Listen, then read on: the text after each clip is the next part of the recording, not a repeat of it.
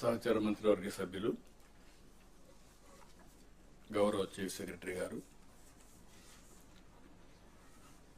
గౌరవ సెక్రటరీస్ అందరికీ, head of the departments, ఈరోజు ప్రత్యేకంగా మనం కలెక్టర్స్ కాన్ఫరెన్స్ పెట్టుకున్నాం. ఈ కలెక్టర్స్ కాన్ఫరెన్స్కి వచ్చినటువంటి కలెక్టర్స్ అందరికీ, అదే సమయంలో పవన్ కళ్యాణ్ గారు వ్యక్తిగత కారణాల వల్ల రాలేకపోయారు, ఆ విషయం కూడా మనం ఒకసారి గుర్తు చేసుకుంటూ అందరికీ నమస్కారాలు. ఈ ప్రభుత్వం వచ్చి 9 నెలలు అయింది, 10వ నెల. ఈరోజు 3వసారి కలెక్టర్స్ కాన్ఫరెన్స్ పెట్టుకుంటున్నాం. అంటే ప్రతి క్వార్టర్కి మీరు ఏ విధంగా పనిచేశారో ఒకసారి సమీక్ష చేసుకుని అందరం కూడా, ఇంక్లూడింగ్ చీఫ్ సెక్రటరీ మొదలుకొని మంత్రులు కానీ, అధికార యంత్రాంగం, అదేవిధంగా ప్రజాప్రతినిధులు కూడా ఏ విధంగా పనిచేసాం ఒకసారి సమీక్ష చేసుకుని నెక్స్ట్ క్వార్టర్కి ఏ విధంగా ప్లాన్ చేసుకోవాలి అనే విషయాలు మనందరం ఆలోచిస్తున్నాం. అయితే మనందరం కూడా గుర్తుపెట్టుకోవాల్సింది, వీఆర్ ఆల్ ఇన్ డెమోక్రసీ, ప్రజాస్వామ్యంలో ఉన్నాం. 5 సంవత్సరాలకు ఒకసారి ప్రజలు మ్యాండేట్ ఇస్తారు. అదే సమయంలో అధికార యంత్రాంగం ప్రజలకు ఆమోదయోగ్యమైన పరిపాలన ఇవ్వడానికి మీరు ప్రయత్నం చేస్తారు.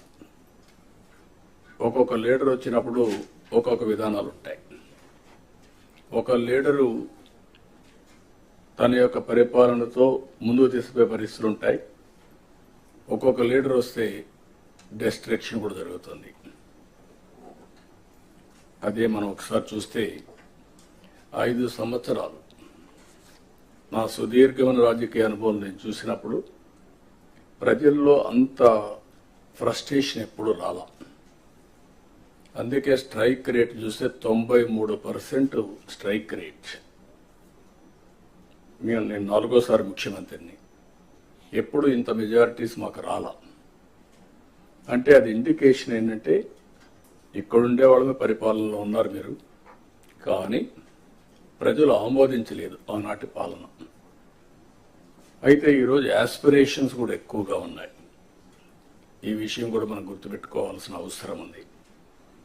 ఒకప్పుడు పరిపాలన అంటే రెగ్యులేటరీ మాత్రం, మీరందరూ కలెక్టర్స్, కలెక్షన్ ఆఫ్ రెవెన్యూ. ఇప్పటికి కూడా మీ అందరికి ఎందుకు రిమైండ్ చేస్తుందంటే మీ మైండ్లో నుంచి అది తీసేయాలి. ఇప్పుడు మీరు chief executive of the district, collector and magistrate. Magistrate అన్నప్పుడు ఎక్కడ కూడా ఎలాంటి అవాంఛనీయ సంఘటనలు జరగకుండా అదే మాదిరిగా ఫ్యూచర్ని మీరు ప్లాన్ చేసే పరిస్థితిలో ఉండాలి. అట్లా కాకుండా ఒక అథారిటేరియన్గా మేము రూమ్లో నుంచి బయట రాము, లేకుంటే కలెక్టర్ అంటే దర్బార్ ఉంటుంది. ఇంతమంది పాత రోజులు ఉండేవి, నాకు బాగా జ్ఞాపకం. ఎంఆర్ఓ ఆఫీస్ ఉండేది. మీరు కొత్త కాబట్టి, మీరు కొంత యంగ్స్టర్స్ కాబట్టి మీకు తెలియదు. ఏసీ రూమ్లో కూర్చొని పంకా పెట్టుకునేవాళ్ళు. ఒక మనిషి ఉండి దాన్ని లాగుతా ఉండేవాడు. అంటే అది స్టేటస్ సింబల్ అయిపోయింది. బ్రిటిష్ వాళ్ళు ఉన్నప్పుడు కరెంటు లేదు కాబట్టి ఫ్యాన్ కూడా సరిగా లేకపోతే పంకా పెట్టి దాన్ని లాగుతూ ఉంటారు, గాలి వేస్తూ ఉంటారు. అలాంటి ఓల్డ్ అడ్మినిస్ట్రేషన్. కలెక్టర్స్ కూడా నాకు 30 సంవత్సరాల నుంచి మిమ్మల్ని చూస్తున్నాను. నేను ముఖ్యమంత్రిగా అంత ముందు కూడా చూశాను, 45 ఇయర్స్ 47 ఇయర్స్ చూశాను. అయితే ఈరోజు మనం గుర్తుపెట్టుకోవాల్సింది ఏంటంటే, కలెక్టర్ అనే వ్యక్తి చాలా ప్రజల్లో ఒక ప్రగాఢమైనటువంటి ఇంపాక్ట్ క్రియేట్ చేయగలుగుతాడు. I can say one word, మీ క్యారియర్లో కలెక్టర్, ఆ తర్వాత చీఫ్ సెక్రటరీ. అందరికీ చీఫ్ సెక్రటరీ రాదు, కానీ మెజారిటీకి అనివార్య కారణాలు ఉంటే తప్ప కలెక్టర్గా రిజెక్ట్ చేయరు. ఈ విషయం మీరు గుర్తుపెట్టుకోవాల్సిన అవసరం ఉంది.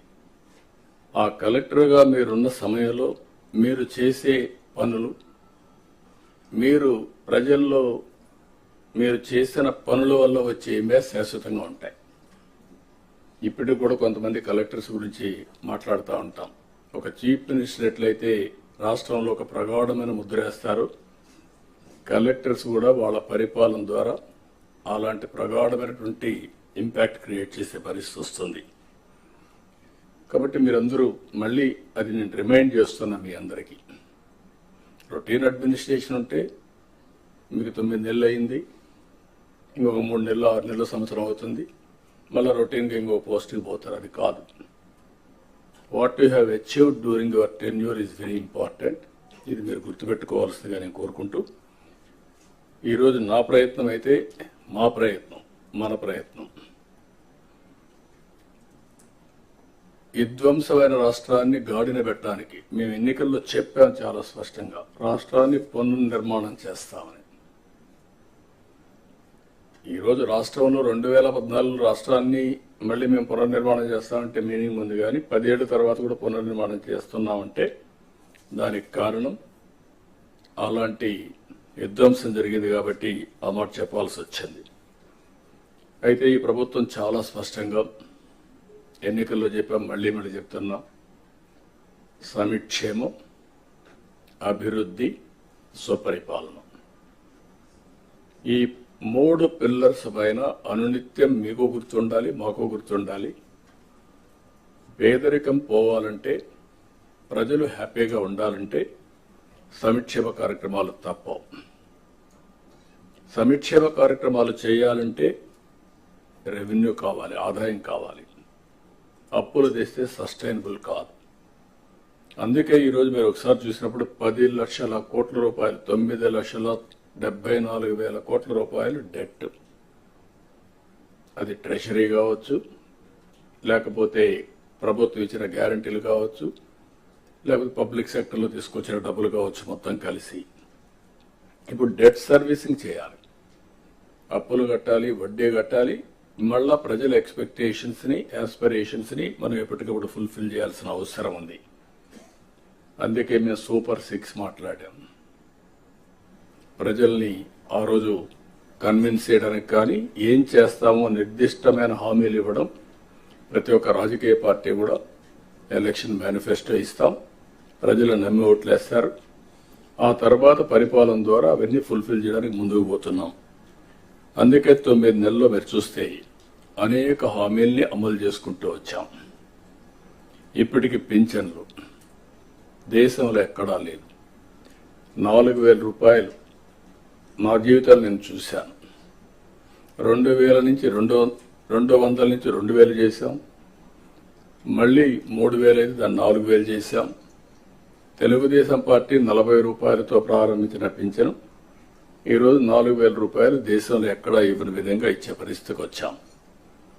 అదే మరి దివ్యాంగులకి మీరు చూస్తే 6,000 రూపాయలు చేశాం. అది కూడా 5,000 రూపాయల నుంచి 6,000 నేనే చేశాను. 2014లో 500 ఉంటే దాన్ని 3,000 చేసి మళ్ళీ ఇప్పుడు 6,000 చేశాం. ఇది కాకుండా మీరు చూస్తే కిడ్నీ పేషెంట్స్ కానీ, డయాలసిస్ చేసుకునే వాళ్ళు కానీ, ఇలాంటి వాళ్ళు చాలా మంది ఉన్నారు.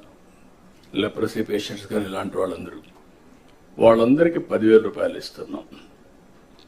కొంతమంది బెడ్ రిడన్ అయిపోయారు, వాళ్ళకు ఒక మనిషి కావాలి, అసిస్టెంట్. దానికి మానవతా దృక్పథంతో 14-15,000 రూపాయలు ఇస్తున్నాం. ఈ దేశంలో నాకు తెలిసి ఎక్కడ ఇవ్వడం లేదు. ఈ ఒక్క కార్యక్రమంకే 33,000 కోట్ల రూపాయలు సంవత్సరానికి ఖర్చు పెడుతున్నాం. This is the biggest DBT welfare programme. మీరు గుర్తుపెట్టుకోవాల్సిన అవసరం ఉంది.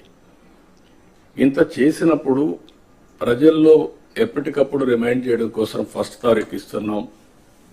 పేరు కూడా